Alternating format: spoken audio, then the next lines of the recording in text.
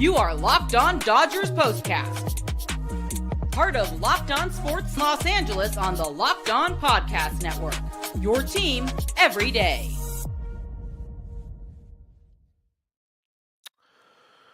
Well, that's weird and not what we were looking for, as this is the Locked On Clippers postcast. But I'm sure you are aware of that, as that's the title of the broadcast. I could go back and replay a different intro for you, but I think you guys all get it.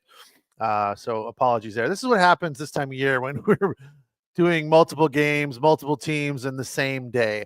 I'm Pete Fox, host of both the Locked On Dodgers postcast and the Locked On Clippers postcast. We're on the Locked On Sports LA YouTube channel for Clippers till the end of the season. For the Dodgers, we're on the Locked On Dodgers YouTube channel.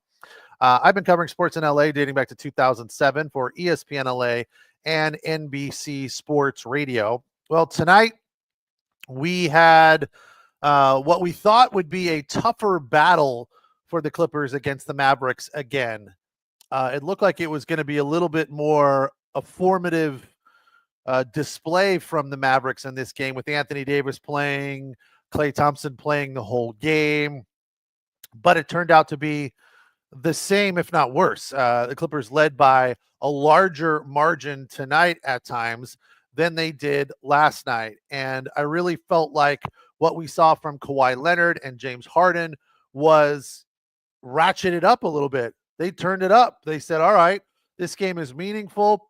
All of the games from here to forward to the end of the season are meaningful. We have to bring energy and enthusiasm and come to win. And they did that. There is under a couple of minutes to go. Clippers up 28 at this point. So a game really that was pretty much one-sided for the entire night.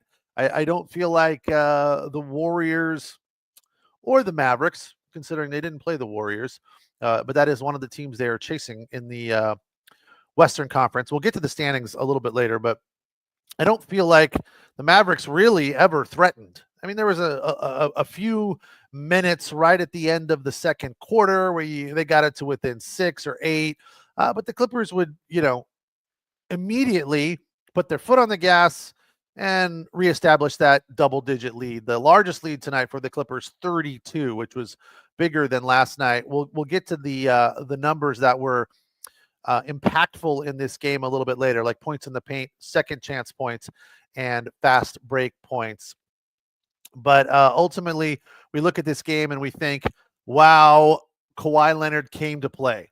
Brian Seaman said it once, twice, maybe half a dozen times, that the energy that Kawhi Leonard played with tonight was second to none that we've seen from him this year.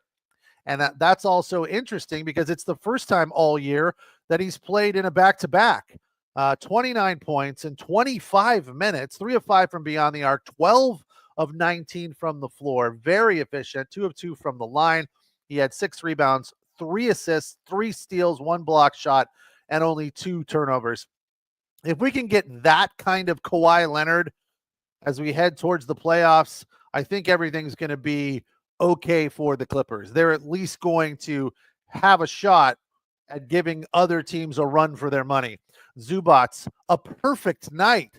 I mean, I've been praising Zubac's fluidity and performance under the basket of late, and it just continues. He just makes the game look so easy, leading the league in double-doubles since the All-Star break with 22 now. He had 25 points and 10 rebounds in 28 minutes. Again, 11 of 11 and 3 of 3 from the free throw line. A perfect night for him with no turnovers. James Harden also had a fantastic night, 10 of 19, 1 of 4 from beyond the arc, 8 of 9 from the free throw line, 29 points to go with 14 assists. As I talked about last night with Jeff Biggs, who does Mavericks postcasts, if we can get this kind of performance from these 3 guys on a regular basis, it is going to be good for the Clippers and bad news for whoever they face. especially if Norm gets going, right? Now, I said last night that it would be a little bit better if we got that kind of performance from Norm, like 20 plus. That would take the pressure off of Harden. But look, Norm played 29 minutes tonight, was 4 of 13 and 1 of 5 from beyond the arc for 9 points, but had a plus minus of plus 24. All of the Clippers plus minuses are insane. Plus 27 for Leonard, plus 23 for Zubac, plus 26 for Harden, plus 24 for Norm, and plus 21 for Chris Dunn, who only had 3 points. So a really nice performance. But back to the nucleus of this starting lineup, if you get, 15 or 20 from Norm Powell and anywhere close to what we got from Harden tonight, I feel like the Zubac numbers are pretty consistent and pretty locked in. And, it doesn't waver all that much. He's a very consistent player. And I feel like Kawhi Leonard is getting to that point as well, where he's found his rhythm. He feels healthy. The energy is there, and he is coming to play. So get out of his way is really kind of what it feels like.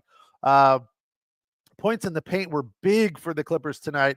As I said, we'll break those numbers down after the break. They went on a handful of runs. Things kind of started going for them in the first quarter when they went on a 14-2 run. Time to reveal where the game was won or lost. It's the turning point. Yeah, that was it for me. When the Clippers pulled away on that 14-2 run in the first quarter, I felt like, all right, even though Anthony Davis is playing and Lively is in there and Klay Thompson is going to play more minutes, it didn't really ever feel like this one was in doubt. They won the first quarter comfortably, 33-21. The Mavericks prevailed in the second quarter, 31-28. But the Clippers had a comfortable lead at the break, and then a huge third quarter, outscoring the Mavericks 44-30. And by the way, this one has just gone final, 135-104, win number 46 for LA, and a 30-22 fourth quarter. So that 14-2 run was the turning point for me in this one, as the Clippers really played with a ton of energy. And I felt like I was watching a different Clipper team at points, many points throughout this game. Zero frustration from me as I watched this game. Now, granted, the Mavericks are not the Lakers. They're not the Warriors. They're definitely not Houston or Oklahoma City. But they have some star players on their team, and they're also playing for something. They're trying to get to the top of that 7, 8, 9, 10, the play-in group. So they have an easier row to hoe through there. So it wasn't like they just came to the game tonight and phoned it in. They really actually played hard and wanted to win this game, and you could see it. But the Clippers just outplayed them from beginning to end, stem to stern, as they say. We'll take the first break. When we come back, we'll do player of the game and what we'll be talking about, and those meaningful stats that were a big part of this victory for the Clippers. Again, the final 135-104. It's the Locked On Clippers postcast. I am Pete Fox on the Locked On Sports LA YouTube channel, the place to hang out when every game is done, and we appreciate you allowing us to be your source for your team every day.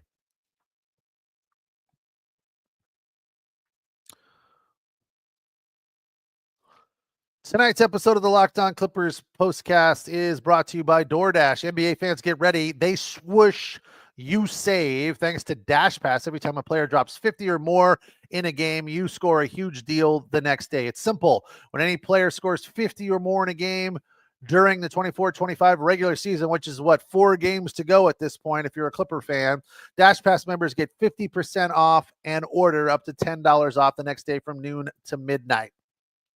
Whether you're ordering food because you don't feel like cooking, or you're in a hurry because your kids have practice and you got to get dinner on the table, or you have a late night craving, or you got a big party to watch a game, and you got to stock up on beverages and chips and dip and all that stuff.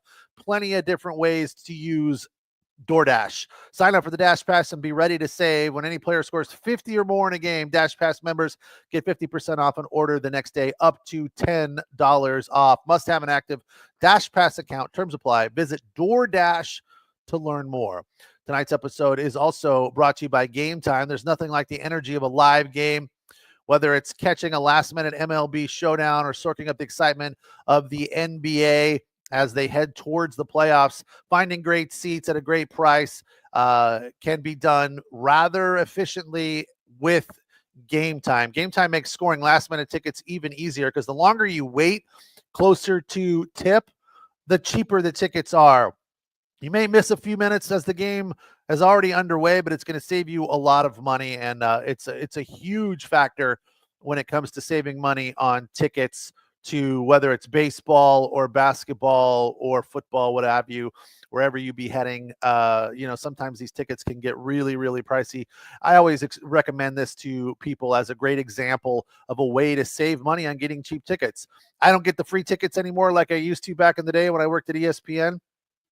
So I have to use Game Time as well to find great deals, especially the last minute deals. And that's fun to kind of put something together last minute and make it happen with your friends or your family or whatever. Take the guesswork out of buying tickets with Game Time. They also give you views from the seat, which is a very useful factor when it comes to picking out tickets. Download the Game Time app, create an account, use the code LOCKEDONNBA for $20 off your first purchase. Terms apply. Again, that's LOCKEDON NBA for $20 off your first purchase. Download Game Time today. Last minute tickets, lowest prices guaranteed.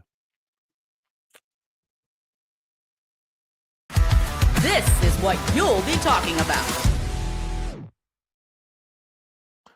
I think the highlight of this game, or the headline of this game, was the fact that the Clippers absolutely throttled the Mavs after throttling them last night. They are 14-3 over their last 17, and they are making a hard press to get into that 5 or 6 spot in the West. And the unfortunate part of all of that is the Warriors and the Timberwolves are also playing very well and not letting their foot off the gas in any way, shape, or form down the stretch here. They are making it really tough on the Clippers to gain any traction and gain any ground. The Grizz are the only team that's kind of faltering right there in that 4, 5, and 6 spot. The Nuggets rather at 4.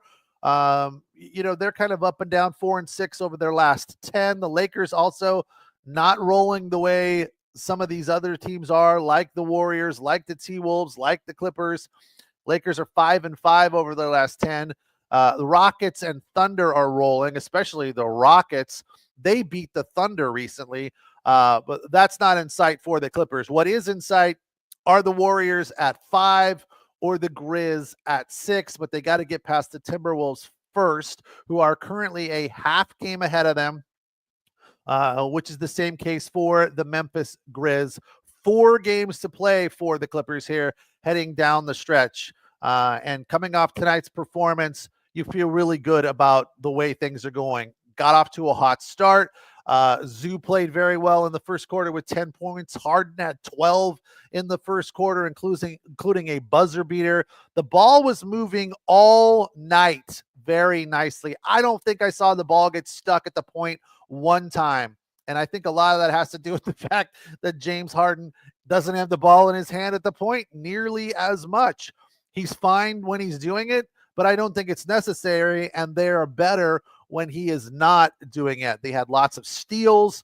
Again, Kawhi playing with a ton of energy, 18 and 19 at the break for those two guys respectively, and the Clippers just came to play tonight, and it's just a good feeling that they've got it rolling at the right time. So it doesn't necessarily mean that they have a shot at winning a title, but hey, they're a team under Ty Lue that finishes strong, and they are doing that again, which you really like to see. As far as those points that or stats that I was really impressed with tonight from this is a stat that you don't get on ESPN. You have to go over to NBA.com to find this, but points in the paint. Clippers dominated this stat early in the game and continued throughout the game.